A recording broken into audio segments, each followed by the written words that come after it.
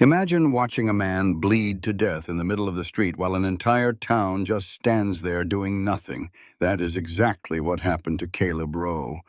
They had already decided he was guilty. In Silver Ridge, that was a death sentence. But Eleanor Hale was not like the rest of them. She was a war nurse who had seen too much dying to be scared of a little gossip. When she knelt in the blood-soaked grass and pressed her hands against that bullet wound, she had no idea she was about to make the most dangerous enemy in town. Victor Langford owned the mine, the water, and half the people's debts. He had already destroyed Caleb's reputation by blaming him for a mine collapse that killed 23 men. Now he was coming for Eleanor too. But here is the thing about a woman who has spent 3 years watching soldiers die. She does not scare easy. She does not back down. And when she discovers that Langford is hiding a deadly secret, one that could prove Caleb's innocence and expose the real killer, she is willing to risk everything to bring the truth into the light, even if it means losing her job, her reputation, and maybe even her life. Stay until the end, because justice is coming for Victor Langford, and trust me, it is worth the wait. This story teaches us that courage is not about being unafraid. It is about being terrified and still doing what is right. Eleanor could have walked away. She could have listened to the warnings and protected herself. But she chose to stand up for an innocent man when no one else would. And that one choice changed everything. If you have ever felt powerless against someone who seemed untouchable, this story is for you. It reminds us that the truth has a way of catching up, no matter how much money or power someone has. It shows us that one person, just one person willing to stand up, can break the chains of fear that keep an entire community silent. Sometimes the right thing and the easy thing are not the same. Eleanor chose the right thing. And because she did, lives were saved, justice was served, and love found its way through the wreckage. If this story touched your heart, show some love by hitting that like button. It helps more people discover stories like this one. Drop a comment below and tell me, have you ever had to stand up for what was right even when it was hard? I would love to hear your story. And if you are not subscribed yet, what are you waiting for? Join our family.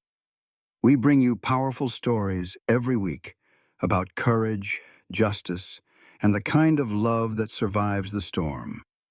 Share this video with someone who needs a reminder that doing the right thing always matters, even when it costs you something. Now settle in and let us begin.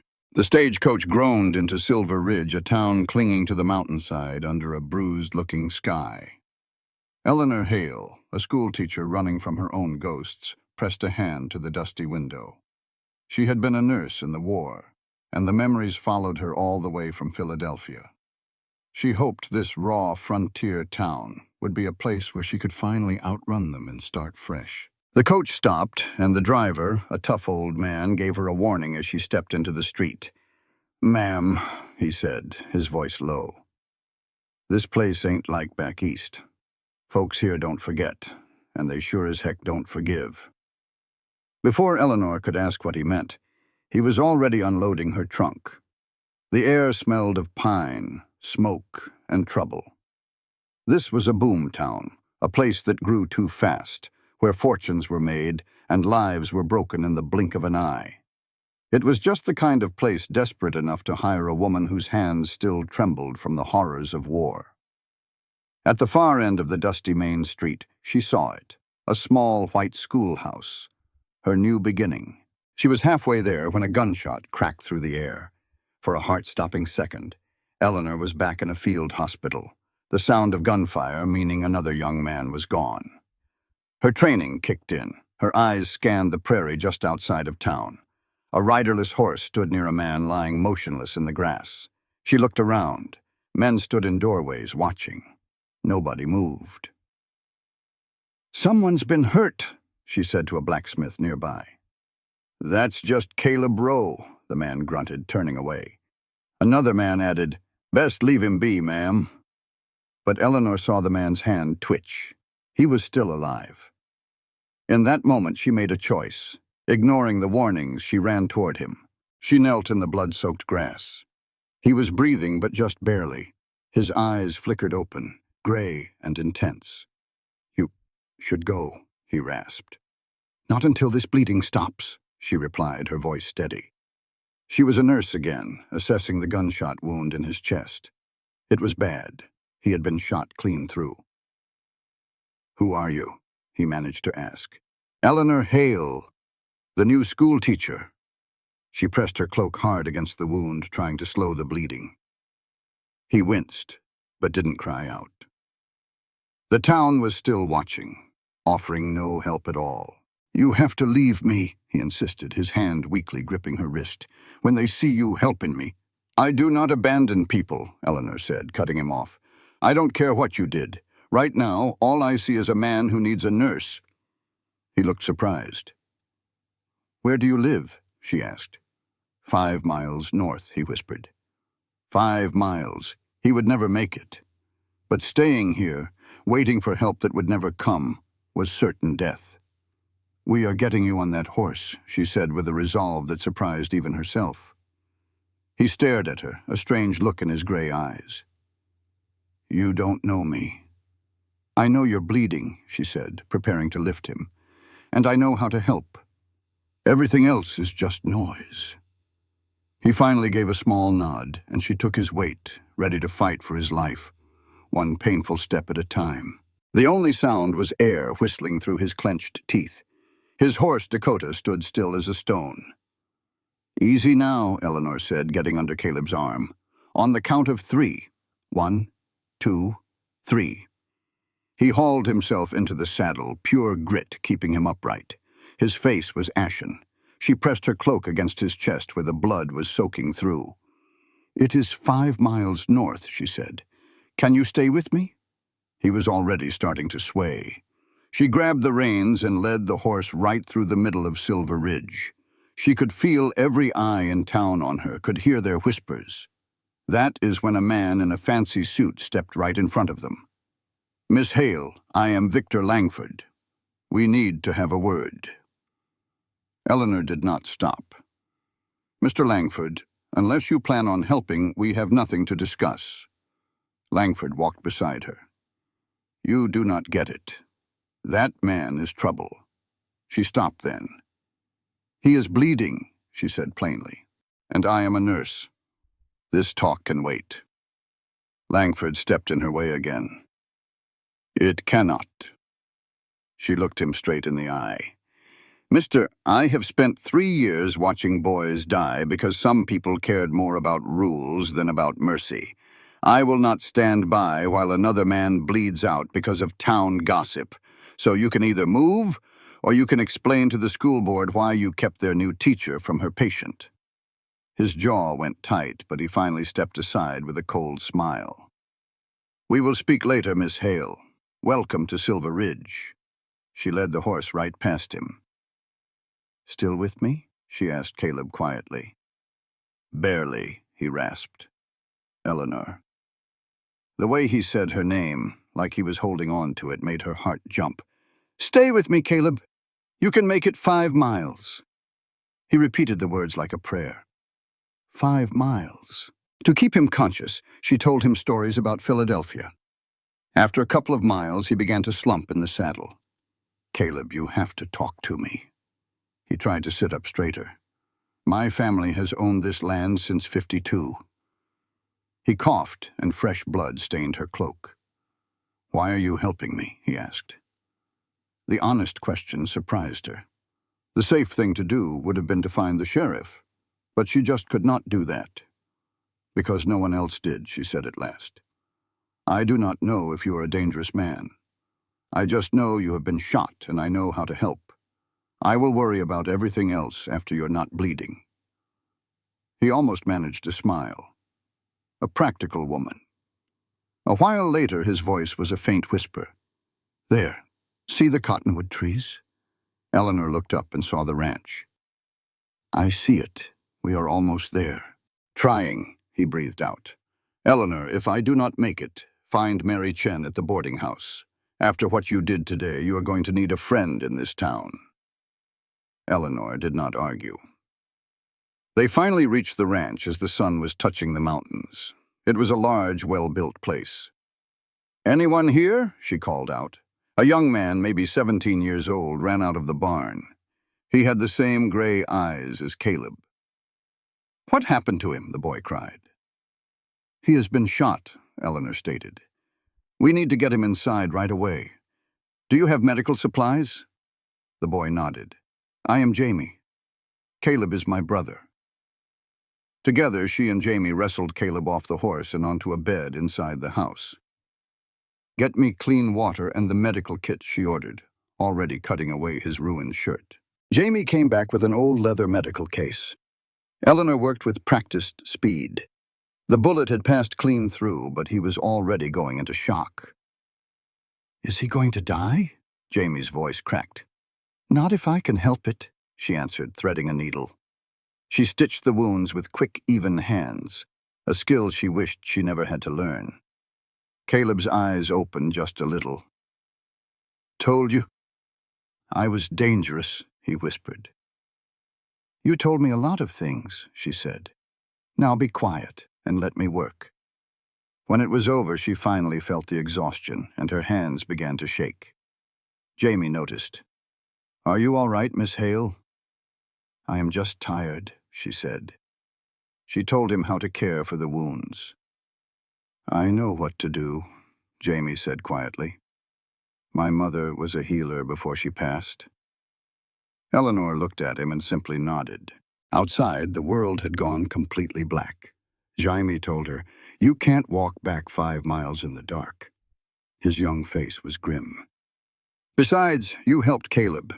That means Victor Langford is going to have a problem with you." In Silver Ridge, people are scared of Langford. He owns the mine, the water, and half the town's debt. If he decides you're trouble, you're trouble. "I just saved a man's life," Eleanor said. "That doesn't make me a problem." "It does when that man is Caleb Rowe," Jamie insisted. "Langford blamed Caleb for the number 7 shaft collapsing last year. 23 miners died. Langford called it sabotage over water rights, and the town believed him. But Caleb would never do that." Jamie's voice was fierce. "Langford just needed someone to pin it on because Caleb wouldn't sell him the creek." "So he made my brother the villain," Eleanor finished softly. She understood how fear could twist the truth to serve a powerful man. "That's why I don't get it," Jamie said. "Why you helped him. Most folks would have just let him be. I could have let him die." Eleanor's voice was cold steel. "Is that what you think I should have done?" "No, I just mean most people would have." She thought of the cold stares in town, of how no one lifted a finger to help a dying man. "I am not most people," she said. A noise from the bedroom pulled them away. Caleb was awake, his eyes finally focused on her face. "Still here?" he rasped. "Still here." She checked his pulse. It was stronger. "How do you feel?" "Like I took a bullet," he said, wincing. "You ought to get back to town before Langford decides I'm bad for business." Eleanor pulled a chair to his bedside. "I've already made an enemy. Might as well make sure my stitches hold." "You're stubborn," he murmured. "I'm practical," she replied. "Now, why did you really help me?" His voice was low. "There's another reason." Eleanor looked out of the darkness. "During the war, I was a nurse in a field hospital," she said, her voice barely a whisper. "We were only supposed to treat our own soldiers, but sometimes wounded boys from the other side were brought in. The surgeons would argue about letting them die while they bled out on the floor." She turned back to Caleb. "I swore then I would never again stand by and watch someone die just because other people decided they weren't worth saving. I do not care what they say you did. When I saw you on the ground, I made my choice." A look of pained gratitude crossed his face. "You have no idea what that choice will cost you," he said. "Then I will find out," Eleanor replied, checking his bandages. "Now get some rest. That is an order." "Thank you, Eleanor Hale," he whispered as he drifted off to sleep. In the kitchen, Jamie handed her a cup of coffee. "Thank you," he said. "Whatever happens, thank you for saving him." The prairie wind moaned outside. Inside the ranch house, there was only the fire and the sound of Caleb's labored breathing. Eleanor had come to Silver Ridge looking for peace, a place to forget the war. Instead, she found a wounded man and a town spoiling for a fight. For the first time in 3 years, she made a real choice. She was staying. Just before dawn, Caleb's fever hit. He began to twist in the sheets, his skin burning hot. "Jamie," she called out, her voice steady. "Bring me cold water and clean rags." The boy appeared, his eyes wide with fear. Eleanor was already at work, her hands moving with a familiar, practiced skill. She would fight this fever with him. The wound looked clean, but his body was at war with the trauma. Caleb tossed and turned, mumbling about water rights and mine shafts. A worried Jamie begged her to get some rest, but she shook her head. "If we're going to be in this together, you can call me Eleanor," she told him. He brought her bread, cheese, and coffee strong enough to wake the dead. As she ate, she looked at Jamie. "Tell me everything," she said. "I need to know what kind of trouble I've walked into." The boy took a deep breath and began the story. It all started over water. A man named Langford was running the No. 7 mine, right next to their property.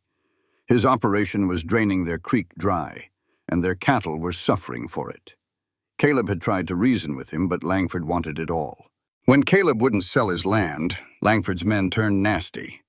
They spooked the cattle and even poisoned a well. The local sheriff was in Langford's pocket, so he was no help at all. Then the No. 7 mine collapsed, and 23 miners died. The supports had been sabotaged. Langford immediately blamed Caleb, telling everyone it was revenge over the water dispute. Without any proof, the town turned on him. "Caleb would never do that," Jaime insisted, his voice cracking. "He knew those men." Eleanor looked at the man in the bed. She believed the boy. Jaime swore they were both fixing a barn roof the day of the collapse, miles away. But Langford's story had already turned the whole town against them. Caleb's pulse was a bit high, but it was steady. Eleanor sent Jamie into town. "Let people know I'm staying until he's well," she said, "and go find a woman named Mary Chen." Eleanor also had to claim her new teaching position. "The school board is expecting me," she mentioned. Jamie's expression darkened. "What is it?" Eleanor asked. He replied, "Victor Langford is the chairman of the school board." The words landed like a stone in her gut. Of course he was. She had walked right into the middle of a war. Langford controlled the town with his money and by stoking fear. The mine disaster was his weapon, and Caleb was his scapegoat. Now she had picked a side, and there was no turning back. She couldn't just abandon Caleb. It felt like the war all over again, listening to a surgeon who wanted to let a boy die. She'd made a choice then, and she was making it now. "Stubborn woman," she muttered, wringing out a cloth. Caleb's eyes flickered open. His voice was just a rasp. "How you feeling?" she asked, moving to his side. "Like I've been trampled." He tried to get up, but she gently pushed him back down. "You've got a fever. You stay put." A faint smile touched his lips. "Yes, ma'am. Where's Jamie?" "He went to town. Figured he should let folks know you're alive and that their new school teacher is busy patching up the town outcast." Caleb's face hardened. "You shouldn't have stayed, Eleanor." "Jamie told you what they think I did." "He told me what Langford claims you did," she corrected. "Not the same thing to the people here," he said, his eyes sharp despite the fever. "You helped me. You're a part of this. Langford won't forgive it. He's ruined good people for less. You can ask Mary Chen about her husband or Tom Baker about his store. Then it's high time someone stood up to him," she said plainly. "Not you," Caleb insisted. "You're new here. You've got a future." "I've got a teaching job, maybe. Depends on if the school board chairman, who hates your guts, lets me keep it." She sank onto the bed, feeling the weight of it all. "I know this will cost me, Caleb, but the world only changes when folks do what's right, not what's easy." He just stared at her for a long moment. "You sound like my mother. Was she stubborn too?"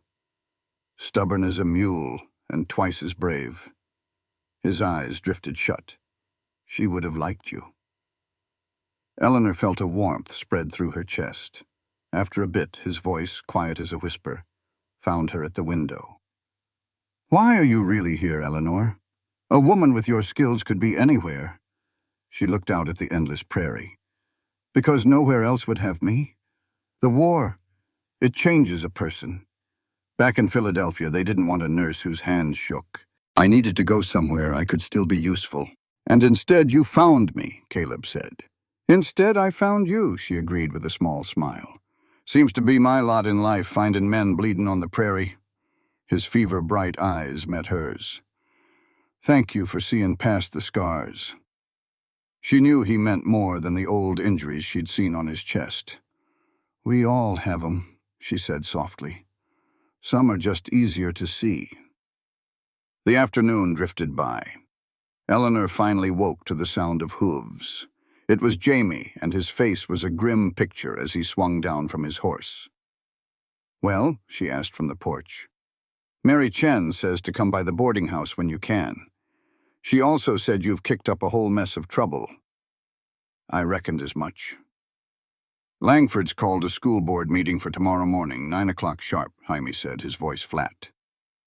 "They aim to discuss your fitness to teach." She'd expected it. "Anyone else have something to say?" "Most folks wouldn't look at me. But old Doc Morrison, he wished you luck. Said it was about time someone round here remembered what doctrine is all about." "They're going to come after you, Eleanor," Jaime warned. "Langford's telling everyone you're a reckless fool who helped a dangerous man.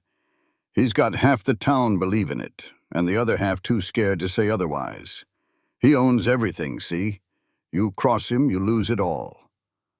Eleanor thought of the fearful faces in town, of an entire community that chose fear over doing right. "Then tomorrow," she said, her voice steady, "I'll have to give them a reason to be more afraid of their own conscience than they are of Langford."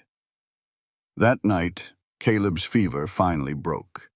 He woke up clear-headed, asking for water. "You ought to head back to town," he said. "You've got that meeting."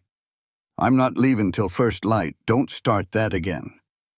"You're going to walk in there looking like you do and tell them you're fit to teach their children?" he asked, almost laughing. "I'm planning to walk in there with my head held high and my conscience clear," she replied, straightening his blanket. "Blood washes out, Caleb. My principles don't."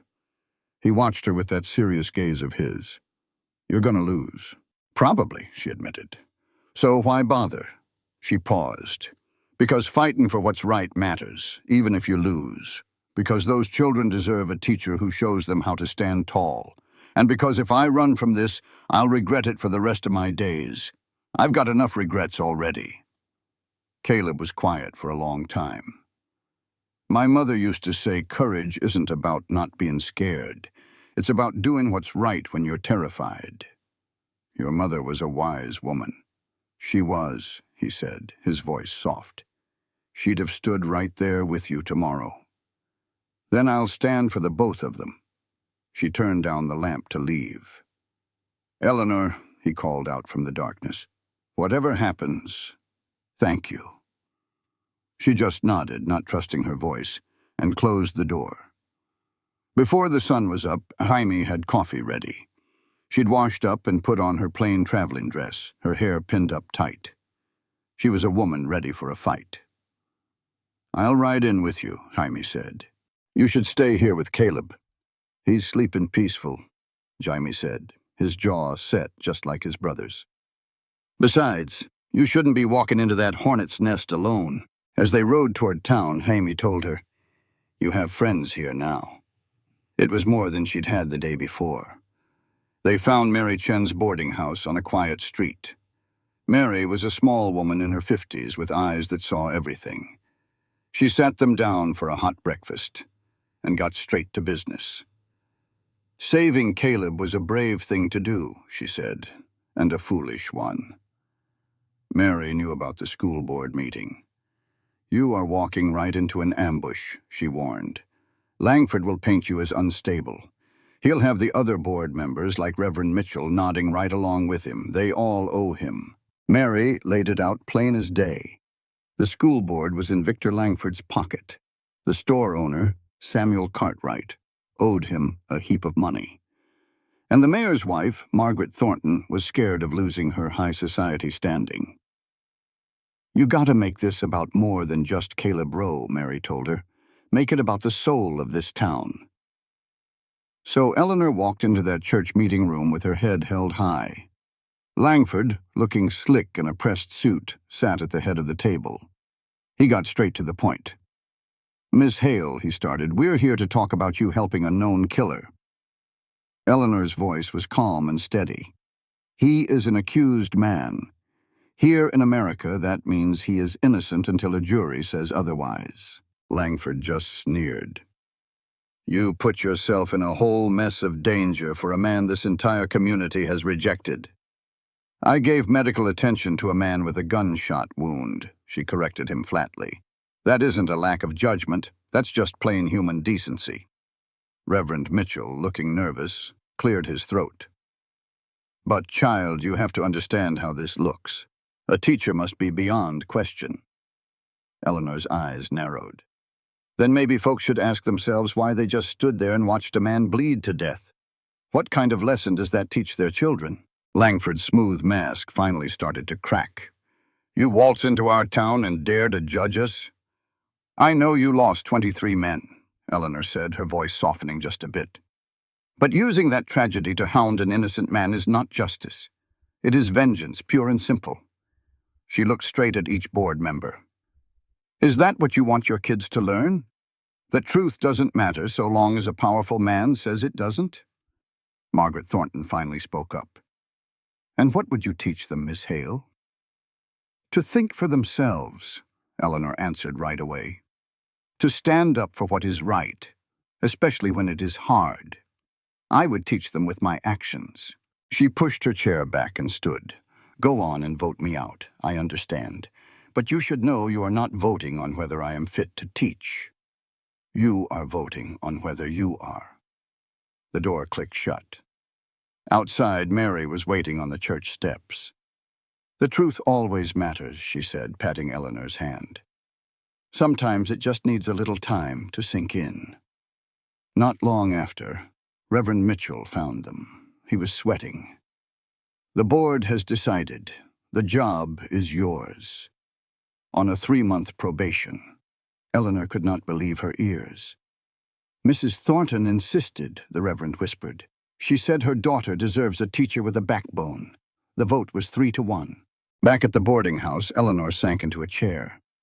"I do not understand. Langford had them all." Mary just smiled. "Not Margaret. You gave her the courage she was looking for. But you best watch yourself. Langford is not a man who loses gracefully." That evening, Eleanor rode out to Caleb's ranch.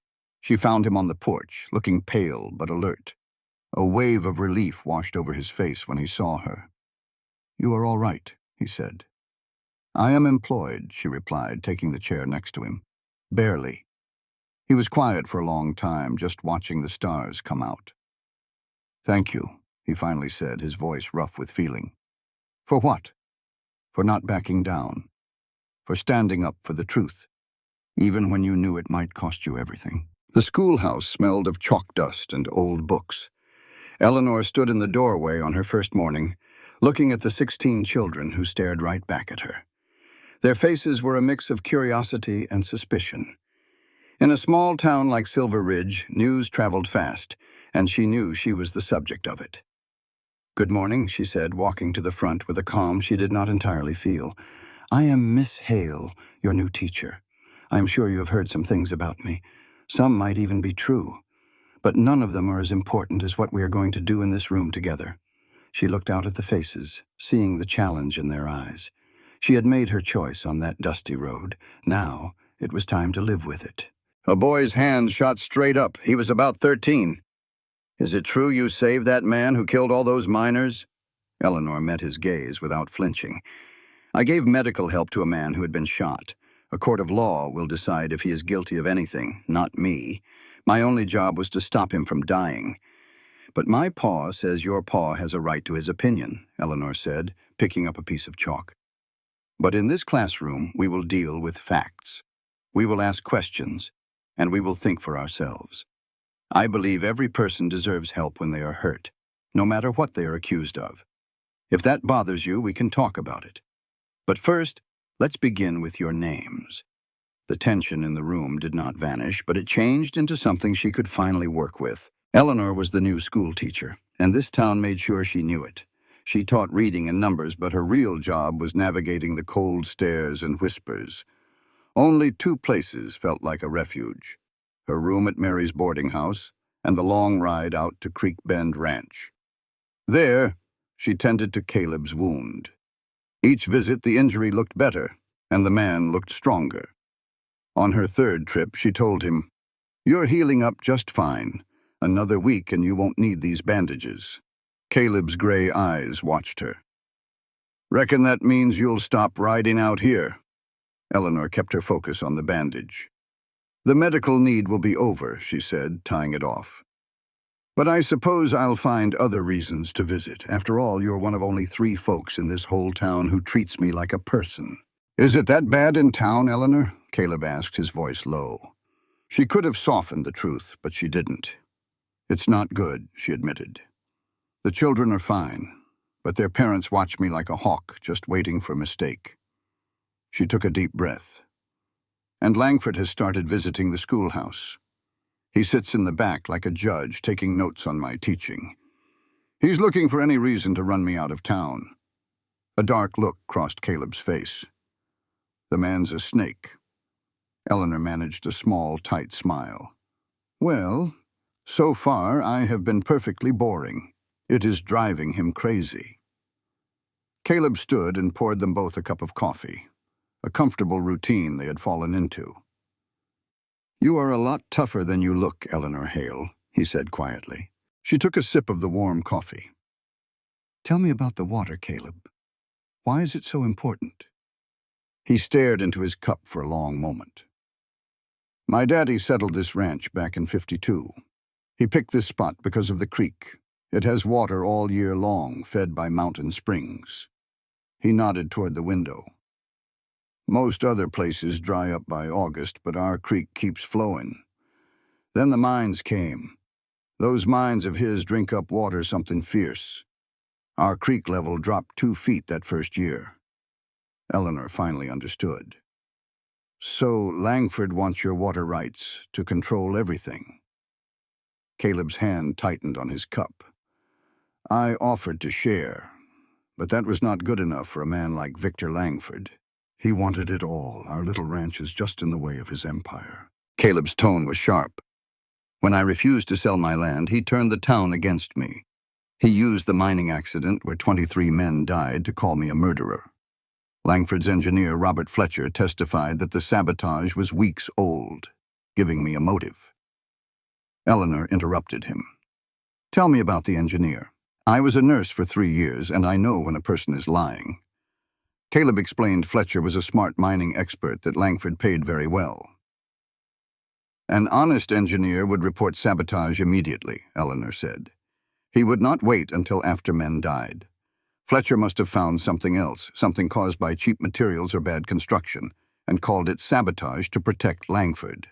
"So you are saying Victor Langford framed me to cover up his own deadly mistakes," Caleb said. He stood and warned her. "If you start asking these questions, he will come after you twice as hard. He will destroy you." Eleanor met his stare without fear. "He is already trying to destroy me. This became my fight when I decided to save you. I cannot teach children about justice if I stand by and watch an innocent man be ruined." Caleb gently touched her face. "You barely know me." She covered his hand with her own. "I know enough. I know you are a good man who mourned those miners. And I know that when you look at me, you simply see Eleanor." Just then, Jamie's voice called from the yard that riders were coming. Sheriff Porter and 2 other men rode up. The sheriff looked like he would rather be anywhere else. He explained there was a new incident at the mine, with fresh damage to a support beam, and Langford was blaming Caleb. Porter asked where Caleb was the previous night. "He was right here," Eleanor answered firmly. "He is recovering from a gunshot wound and can barely walk." Jaime confirmed it from the barn door. "He was here all night. I helped him to his bed. The sheriff sighed, saying Langford was now demanding federal marshals for a full investigation. Caleb knew the timing was too convenient. The sheriff warned him that Langford was a powerful man with friends in high places. "This is my land," Caleb stated, "and I am not leaving." After the sheriff rode away, Eleanor knew they had to act fast. "Langford is getting desperate.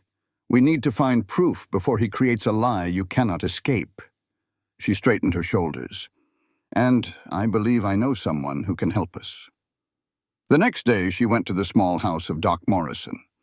The old doctor's hands shook, but his eyes were still sharp. He recognized her and smiled. "I heard you were finally standing up to Victor Langford." "Well, I'll be. Saving Caleb Rowe and staring down the school board on your first day in town. That takes some real grit, Miss Hale." The old Dr. Morrison gave her a tired smile and stepped aside. "Come on in." Inside, surrounded by stacks of books, he got straight to the point. "I was the first to see those miners. The official report from that fancy Denver doctor is a lie." Morrison poured 2 glasses of whiskey, his hands trembling slightly. "What I saw wasn't sabotage. When a man weakens a support beam on purpose, he leaves tool marks. A cut, a drill hole, something. Those timbers just splintered, like they gave out under too much weight." Eleanor leaned in close. "Did you tell anyone?" His face hardened. "I tried. The Denver doctor said my eyes were old and my judgment was shot. Langford and the coroner backed him up, and that was the end of it." He looked her right in the eye. "But I kept my notes. What are you fixin' to do with this truth, Miss Hale?" "I'm going to see it brought into the light," she said, her voice steady. "Whatever it takes." The old doctor pulled a leather journal from a locked drawer. "Everything I saw is in here. It's not a confession, but it's the truth. You be careful.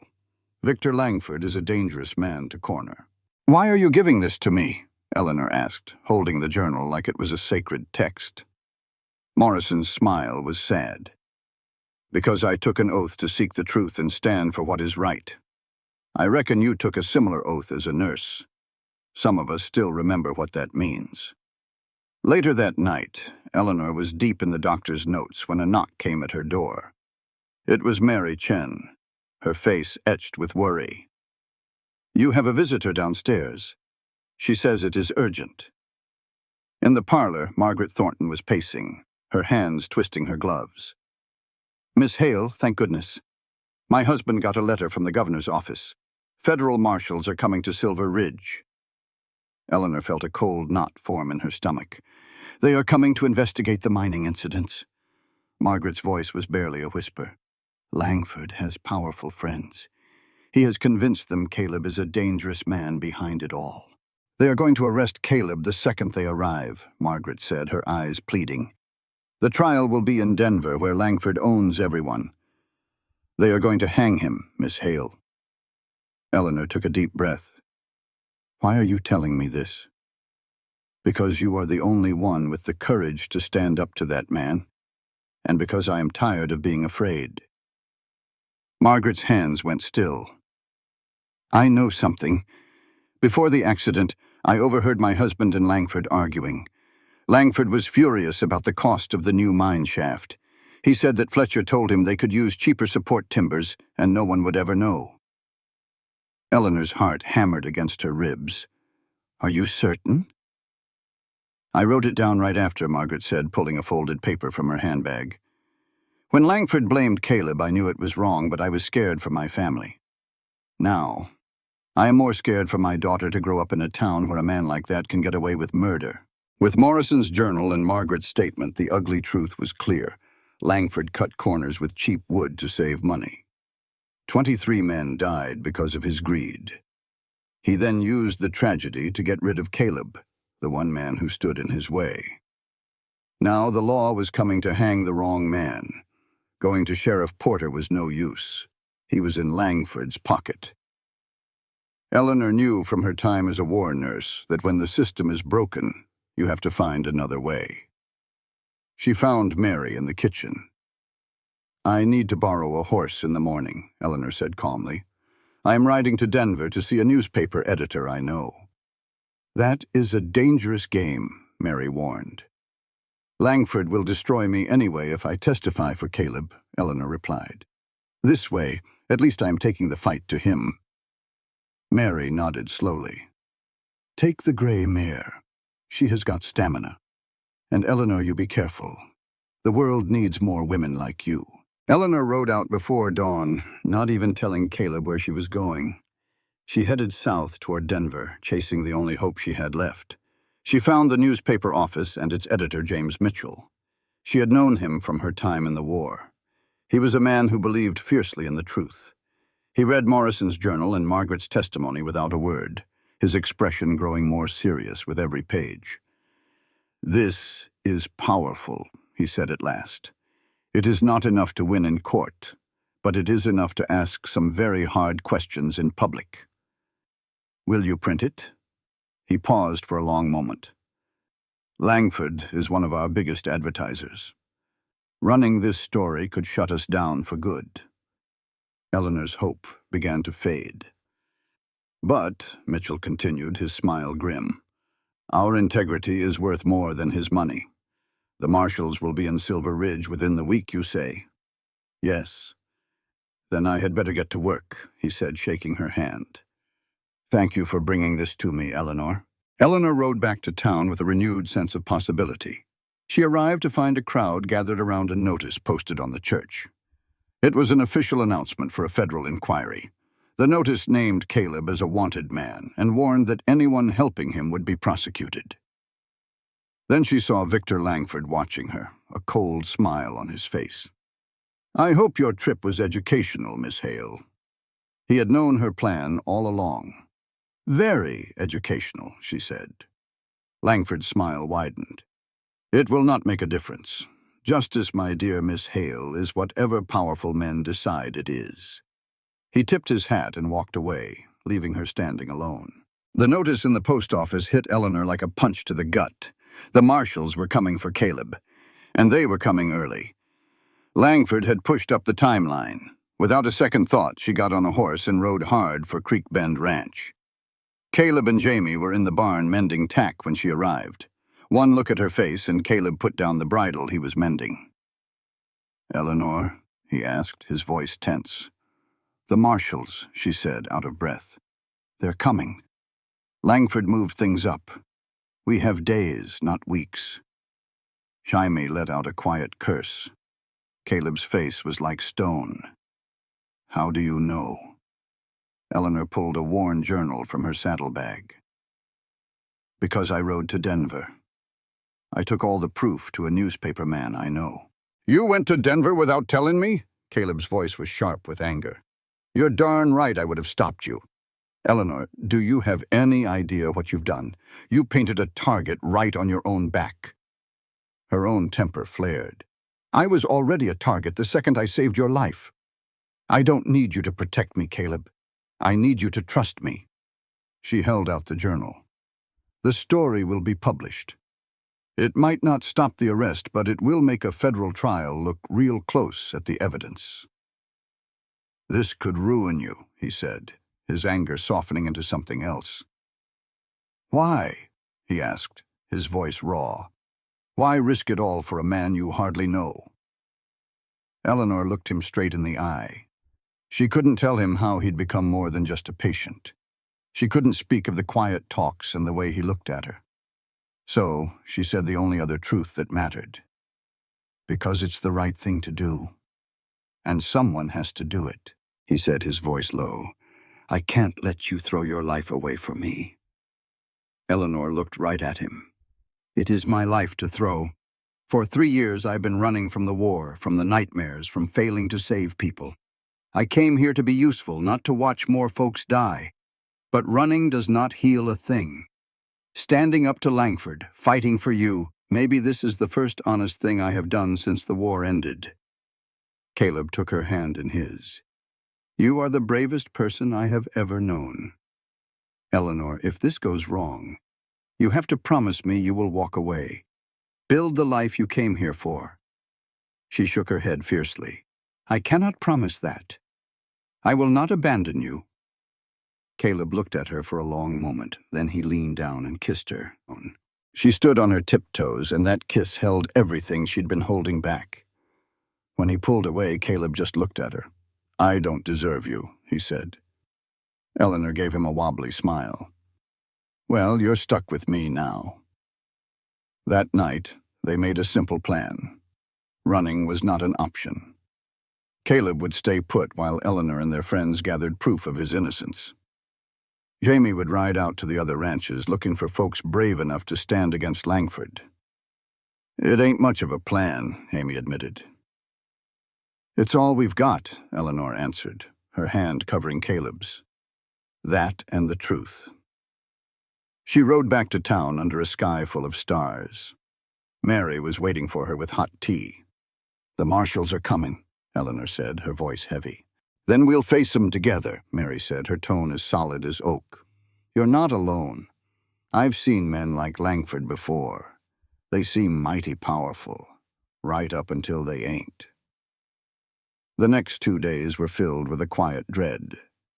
Then, on the third morning, Eleanor saw the marshals ride into town. She taught her class in a haze, her heart pounding in her chest. At noon, Sheriff Porter showed up at the schoolhouse door. Miss Hale, he started, the marshals are here to arrest Caleb. Langford's already been talking their ear off, so they ain't coming with an open mind. Eleanor studied the sheriff for a long moment. What are you trying to tell me? She asked. I'm saying you better have your proof ready, he said. Once they take him to Denver, the truth won't much matter anymore. She closed the school down and rode with Mary out to Caleb's ranch. They got there just as 3 federal marshals rode up. The man in charge was named Carter. He was hard-faced with a scar through his eyebrow. Caleb Rowe, Carter said, I have a warrant for your arrest. He read the charges. Sabotage and murder in the mine collapse. This warrant is based on the word of a man who works for Victor Langford, Caleb said calmly. That's for a judge to decide, Carter replied. Are you coming peacefully? I'll go, Caleb said, his voice steady. But I'm an innocent man.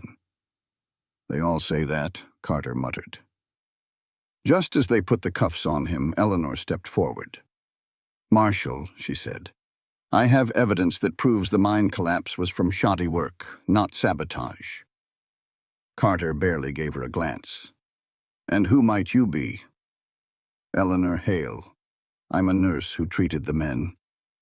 The injuries don't match what you're claiming. You can tell it to the judge, Carter said, turning his back on her.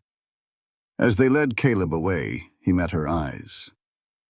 Eleanor, he said quietly, don't you do anything reckless.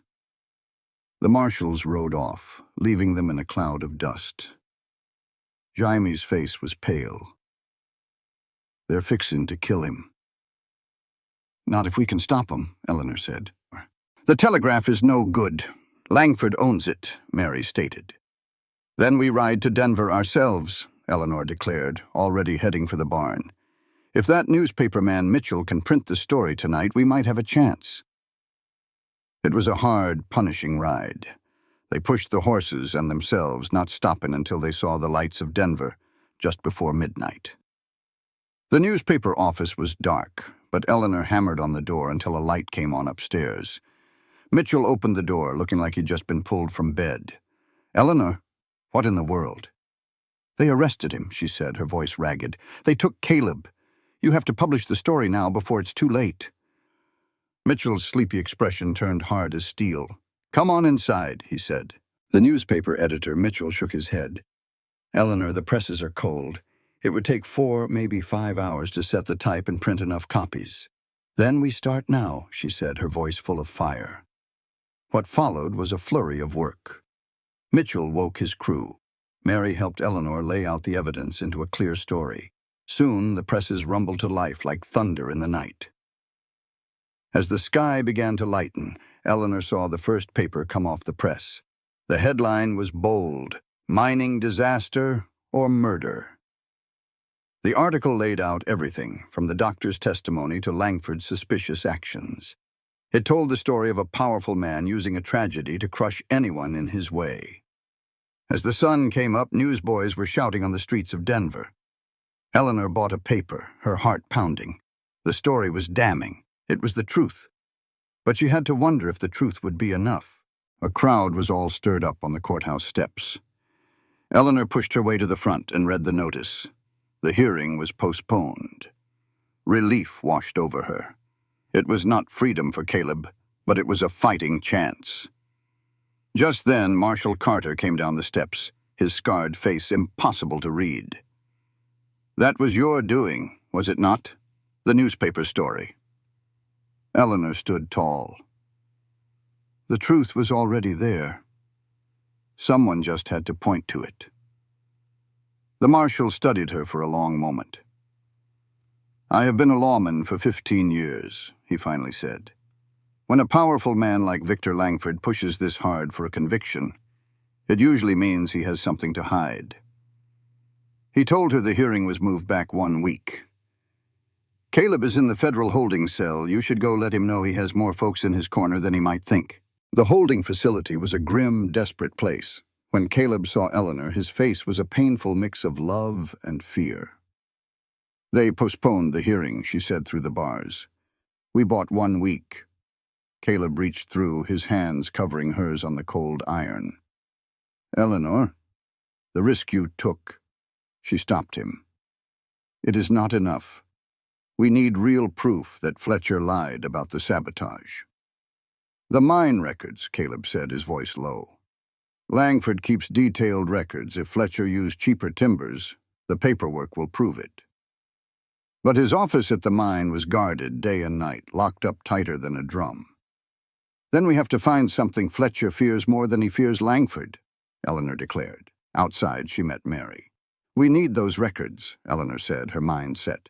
They found Doc Morrison at his house. Eleanor laid out her plan plainly. "Doc, as a medical professional, you can request to see those records. You have a right to investigate the cause of death for the men you examined." The old doctor's hand trembled. "They called me a fool once before. Said my eyes were failing." Eleanor's voice was firm but gentle. "They will not dismiss you this time. Not with the newspapers asking questions and a federal marshal watching. 23 men are dead, Doc. An innocent man is in a cell. Victor Langford must be stopped." Morrison looked at his shaking hands, then met her gaze. "We are the people we are now," she said. "And we are the ones who can make a difference." He set his coffee cup down with newfound purpose. "I will do it." Eleanor was too exhausted to ride back, so she spent the night in Denver. She slept poorly, and in the morning the tremor in her hands had returned with a vengeance. Mary found her sitting on the bed, staring at them. "I cannot fall apart now," Eleanor whispered. Mary took her friend's trembling hands into her own. "You are not falling apart. You are human. Being brave does not mean you are not afraid. It means you do it anyway." Her steady words calmed the fear inside Eleanor. Later that morning, Doc Morrison arrived at the courthouse at 9 o'clock sharp, his official request written in a careful hand. A clerk took the paper and disappeared for 20 minutes, returning with a grim-faced official. "Dr. Morrison," the official stated flatly, "we cannot grant your request. The records have been sealed by order of the territorial governor." Morrison's eyebrows shot up. "Sealed? On whose authority?" "Mr. Langford petitioned the governor himself." Of course, Langford was always one step ahead. The doc stood his ground. "Let me be clear. A disaster kills 23 men. I request records that might explain why, and I am told they are sealed to protect the man who benefits most from hiding the truth. That is not an investigation. It is a cover-up." He turned and walked out, Eleanor and Mary following. On the courthouse steps, Eleanor's mind was already working around the new problem. "If we cannot get the records legally," she said, "we will have to find someone on the inside." Eleanor spoke to the town doctor. Who among the survivors would have access to Langford's office? Dr. Morrison thought for a moment. John Spencer. He is the mine foreman now. His younger brother died in that collapse, and he never did believe the sabotage story. Eleanor found John Spencer at the mine, a man with grief etched deep in his face. "I am the teacher, trying to find out what really happened to your brother," she told him. "I believe 23 men died because Victor Langford cut corners to save money, and I think the proof is locked away in his office." Eleanor showed him Dr. Morrison's journal, which detailed how the injuries did not match a deliberate sabotage. They matched a structural failure. Spencer read the pages, his jaw tight. "If this is true, the man in that jail cell is innocent, and the man who killed my brother is walking free." Eleanor looked him in the eye. "I need to see those sealed records, Mr. Spencer. They might be the only thing that can bring out the truth and save an innocent man." Spencer stared at the dark entrance to the mine that took his brother. "I will see what I can do," he said, his voice rough. "But I have to be careful. Langford watches everything." "We have 6 days until the hearing," Eleanor told him, her heart filled with a mix of hope and fear. That evening she visited Caleb in his cell and told him about their plan. "You have done so much," Caleb said, his voice quiet. "Eleanor, if this goes wrong—" She put her hand on his. "Then we will appeal. We will keep fighting. We are not giving up." "Caleb, I have spent 3 years running from things I could not change," she said through the bars. "I am not running anymore." He reached for her hand. "And after? If we win this, what happens then?" She thought of her schoolhouse and of his Creek Bend ranch. "Then we build something real," she said quietly. "Something worth all this." He brought her hands to his lips. "I love you, Eleanor." Her throat tightened. "I love you too. That is why we are going to win." For 3 agonizing days, the town was split right down the middle. Then on the 4th day, a miner's son ran to the schoolhouse. "Miss Hale," he panted. "Mr. Spencer sent me. He says he has what you need." "Spencer has the records," Eleanor told Mary that evening. "I am meeting him at 9 o'clock at the old smelting shed." Mary's face filled with worry. "Eleanor, that sounds like a trap." "It might be," Eleanor said, checking her saddlebag. "But for Caleb, it is a chance I have to take." "Then I am going with you," Mary insisted. They found the abandoned shed south of town, a dark ruin under the stars. Inside, John Spencer waited, looking terrified. A match flared, lighting his worn face. "I got them," he whispered, pushing a leather portfolio into her hands. "It is all in here. The proof that Langford used cheap timbers, and Fletcher signed off on it." "This is it, Mr. Spencer," Eleanor breathed. "Real, undeniable proof." Spencer's voice was a strained whisper. "Don't celebrate yet. Langford knows they're gone." Just then the door flew open, flooding the small shed with light. Victor Langford stood there, flanked by Sheriff Porter and his men. "Well now," Langford said, his voice smooth as silk but hard as steel. "Miss Hale, I figured you were behind this theft." He turned his cold smile on Spencer. "And you, after all I've done for your family. Sheriff, arrest them both." Porter shifted on his feet. "Miss Hale, I'll need that portfolio." Before Eleanor could refuse, Mary Chen stepped out from the shadows. "I don't think so, Sheriff," she said, her voice clear and strong. "I just heard Mr. Langford here get mighty nervous about what's in those papers. Papers that prove his negligence killed 23 men in the number 7 shaft." "That's not what I said," Langford snapped, his composure finally cracking. Mary stood beside Eleanor. "It's exactly what you implied, and I'll testify to it under oath." The shed fell silent. "Sheriff," Eleanor said, her voice steady, "these documents are evidence for a federal case. Marshal Carter is expecting them tomorrow morning." Porter looked from Langford's furious face to Eleanor's calm one. He made his decision. "Mr. Langford, my authority ends here. This is a federal matter now." Langford's face twisted with rage. "You will all regret this." Porter stepped aside. Maybe so, but I'll sleep soundly tonight. Ladies, Mr. Spencer, the way is clear. Eleanor clutched the portfolio and walked out with her head held high, Langford's empty threats fading behind her. They rode hard through the night and reached Denver at dawn. Eleanor, bone-tired but running on sheer will, went straight to the federal courthouse. Marshal Carter was at his desk. "You're here early, Miss Hale." "I have the evidence," she said, placing the portfolio on his desk. "Proof that Langford knowingly used cheap, substandard materials. Proof he bribed the inspector. Proof he caused that collapse." Carter opened the portfolio, his sharp eyes missing nothing. He scanned the material orders, the forged inspection reports, and the signatures confirming it all. The silence in the room was heavy. Finally, he looked up. "Where did you get these?"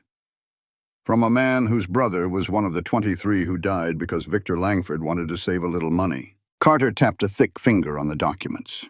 "This is explosive, if it's real." "It's all real," Eleanor assured him.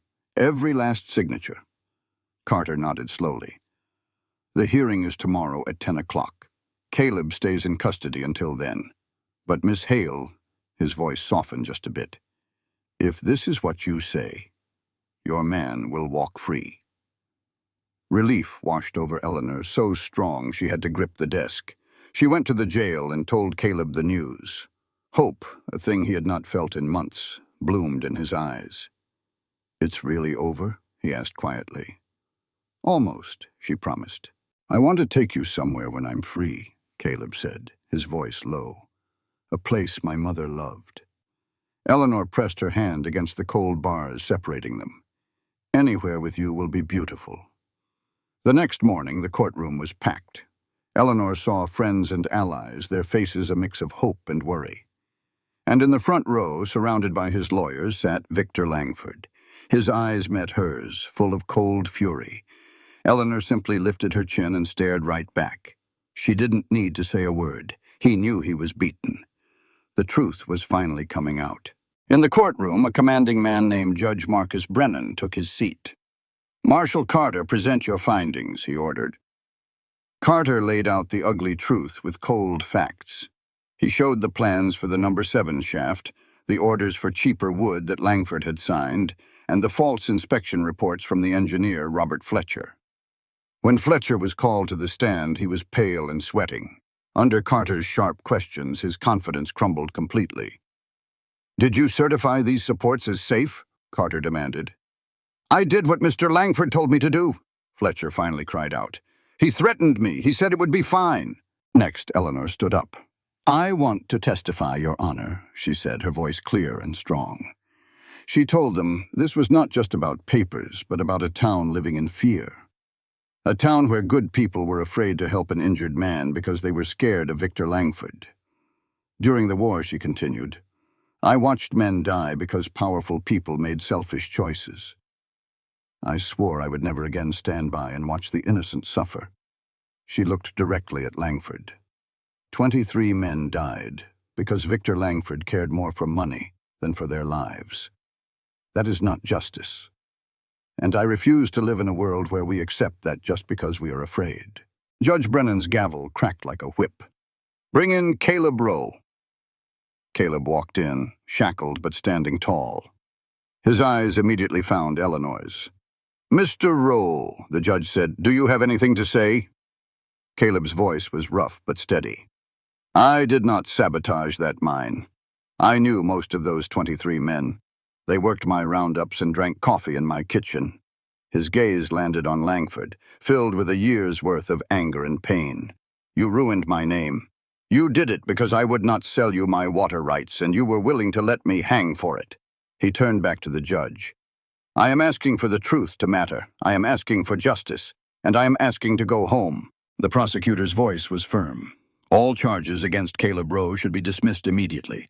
I also recommend a full criminal investigation into Victor Langford's role in the deaths of 23 minors." The judge nodded. "Mr. Langford, you will surrender your passport. You are to remain here pending a full investigation." He then turned to Caleb.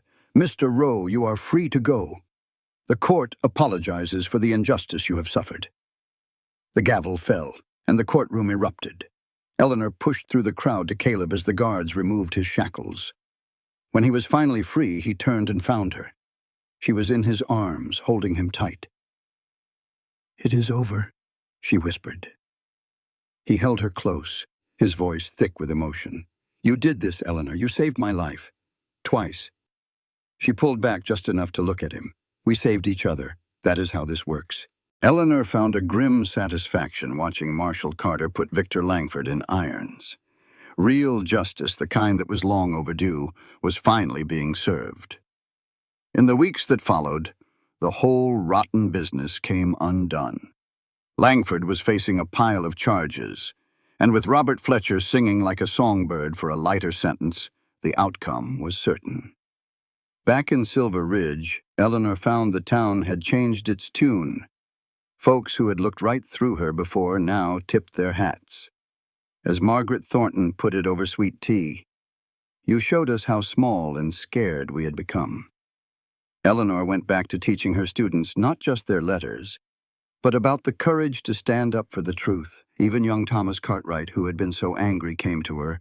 He said, "Miss Hale, you taught us to think for ourselves. I should have done it sooner." "And that is what real learning is," Eleanor told him, "the courage to ask questions." She spent her Sundays out at Creek Bend Ranch with Caleb. They would sit on the porch and talk for hours while the sun set. One evening, Caleb took her hand. "The water is ours now, fair and square," he said. "We can set up a system that helps all our neighbors." He turned to face her. "I was hoping you might want to help me with it." "I am not asking you to give up your teaching, Eleanor, but I am asking if you would make Creek Bend your home, if you would marry me." It was a straightforward proposal, just like the man himself. She told him about the nightmares she still had, how her hands would shake. He told her he had his own ghosts, too, from the mine and the lies. "We're both scarred, Eleanor," he said softly. "But I reckon that's why we belong together." He was not asking her to give up her teaching, but to build a life with him right there on the ranch. It was a life where she could teach children truth and courage, and come home to a man who saw her for who she truly was. "Yes," she whispered, "I will marry you." They were married 6 weeks later under the cottonwood trees. It seemed like the whole town came to celebrate. These were folks who had once turned their backs but now stood with them. The only one missing was Victor Langford, who was sitting right where he belonged, in a Denver jail cell. Eleanor wore a simple cream-colored dress, and Caleb had his eyes fixed on her the entire time. Their vows were not fancy, just simple promises spoken straight from the heart. She promised to stand by him, and he promised to always see her. Just Eleanor, the woman he loved. When Doc Morrison finally declared them married, the cheer from the crowd echoed down the creek. The celebration that followed felt like a homecoming. Tables overflowed with food brought by neighbors, a true testament to a community that had healed. It felt like more than just a wedding. It was a brand new start for everyone. As the sun bled purple and gold across the mountains, Caleb led Eleanor upstream to a quiet bend in the creek. "Got something to show you," he said, his voice low. "Something my mama showed me." They climbed until the air grew cool and sweet, coming to a hidden meadow. There, the creek was born from a series of clear, deep pools. The last rays of sun turned the water to liquid fire. "This is the heart of it all," Caleb said softly. "The spring that keeps this ranch alive. The very thing we fought for." He took her hands in his. "I needed you to see the source, to understand what we're protecting." Eleanor looked from the constant bubbling spring to the man beside her. A man who would rather lose it all than lose his integrity. "It is beautiful," she whispered. Caleb's smile was tender. "Not as beautiful as you. You chose this hard life. You chose me. And Lord knows I am not an easy man." She stepped into his arms. "We are both a handful. I think that is why we work." "Courage is not about being unafraid," she said. It is about being scared to death and still doing what is right. They stayed until the stars blanketed the sky, planning a future together. Eleanor would keep teaching. In the summers, she would help run the ranch and work with Mary to start a small clinic for the families scattered too far from town. They would build a life that honored both their dreams. "I want children," Caleb said into the quiet. "Someday." Warmth bloomed in her chest. "Me too.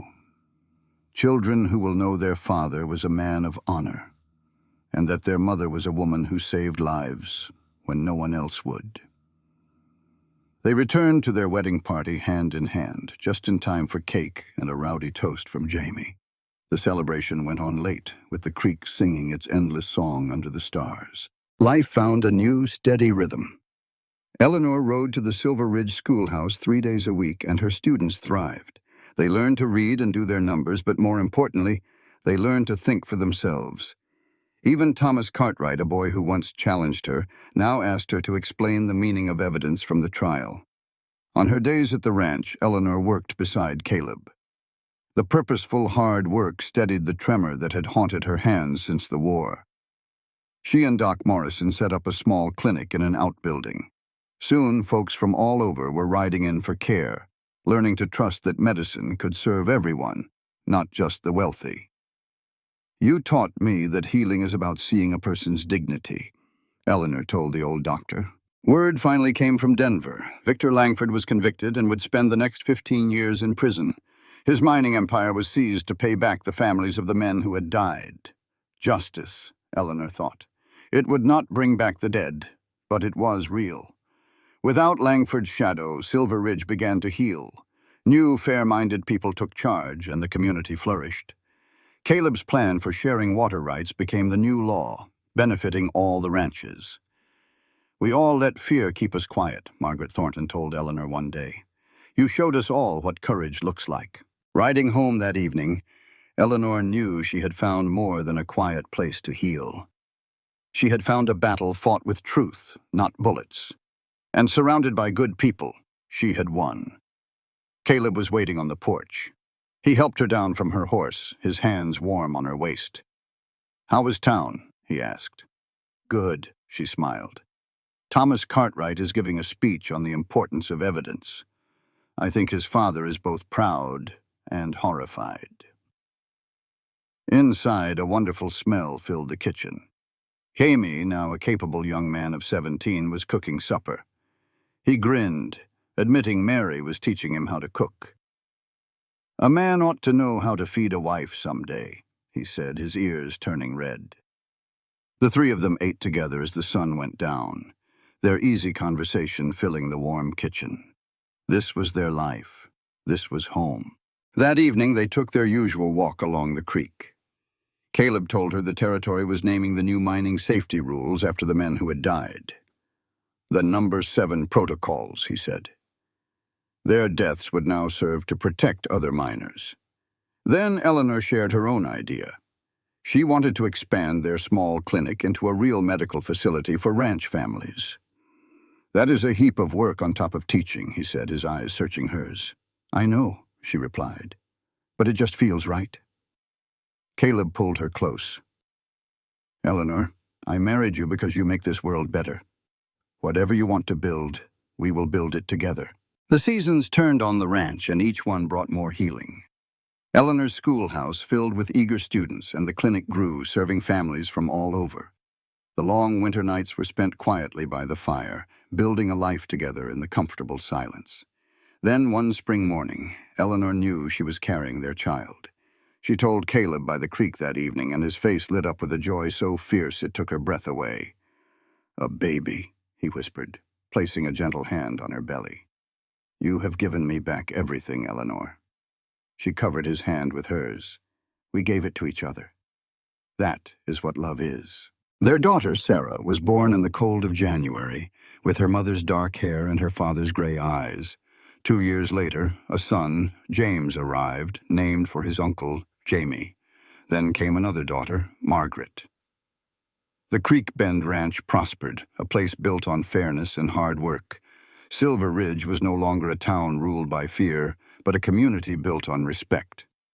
Eleanor kept teaching, and the clinic became a beacon of hope. Caleb made sure the region's ranchers had the water they needed. Together, they had not just built a home, they had built a future, proving that courage and love could heal any wound. Years later, the story of how Miss Eleanor saved a man and a whole town was something folks told their children. One summer evening, she and Caleb sat by the spring where the creek was born. Their own children were grown and building lives of their own. "Do you ever regret it?" Caleb asked her. "The risks you took for me." She thought about the frightened girl she had been and the strong woman she had become. "Not for a single second," she said, leaning against his shoulder. "Every scar was worth it. We built something good and honest here." He put his arm around her. "It all started because you refused to let me die out on that prairie." She smiled. "It started because you were worth saving, and I was tired of running from hard things." What they had built together was not perfect, but it was whole and it was home. That creek would flow on long after they were gone, and so would the choices they had made. Their legacy was simple. They showed a town that ordinary folks can stand against power. They proved that doing the right thing, no matter how much it costs, is always the right thing to do. As the stars came out one by one in the big Texas sky, they sat, hand in hand. Two people who fought for what was right and found a life together. The water flowed, the mountains stood tall, and their stubborn, hard-won love endured. This content was carefully researched, developed, and manually edited by our team to deliver meaningful stories with valuable life lessons. Every narrative is crafted to entertain, inspire, and empower our audience. We believe that great stories can change lives, and we are committed to bringing you content that matters. Thank you for being part of our community.